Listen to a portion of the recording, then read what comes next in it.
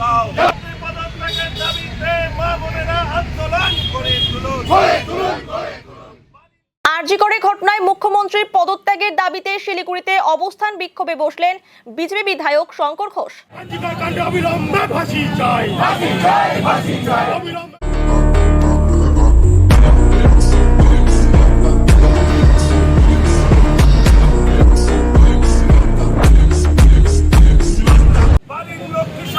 নিরাপত্তাকে সুনিশ্চিত করতে মুখ্যমন্ত্রীর পদত্যাগের দাবিতে আন্দোলন করে তুলুন।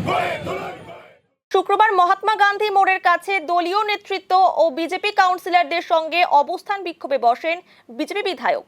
আরজি কর ছাড়াও রাজ্যের বিভিন্ন জায়গায় ধর্ষণের ঘটনা ঘটছে বলে জানান বিধায়ক শঙ্কর ঘোষ। অবিলম্বে মুখ্যমন্ত্রীর পদত্যাগে দাবি জানান তিনি।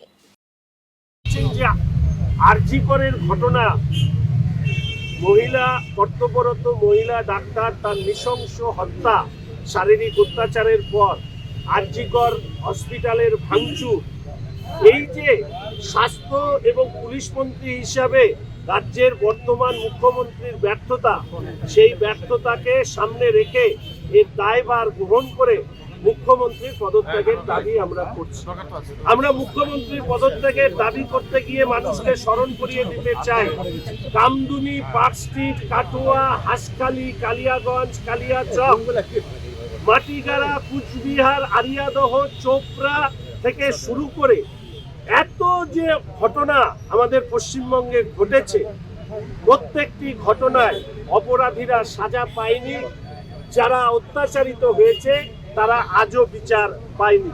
ফলে স্বাভাবিকভাবেই এই রকম পরিস্থিতিতে মুখ্যমন্ত্রীর পদত্যাগের দাবিতে রাজ্যে স্বাধীনতার পরে নিকৃষ্টতম মুখ্যমন্ত্রীর নাম হচ্ছে মমতা ব্যানার্জি মহাশয়া।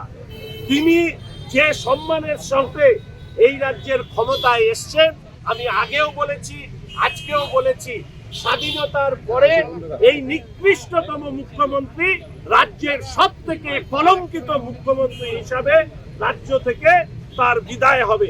তাই বিদায়ের ঘণ্টাধ্বনি বেজেছে।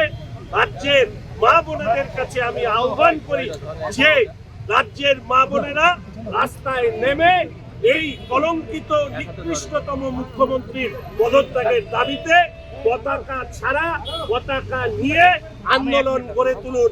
সব আন্দোলনের পাশে ভারতীয় জনতা পার্টি আমরা সর্বদা ছিলাম, আছি এবং থাকব।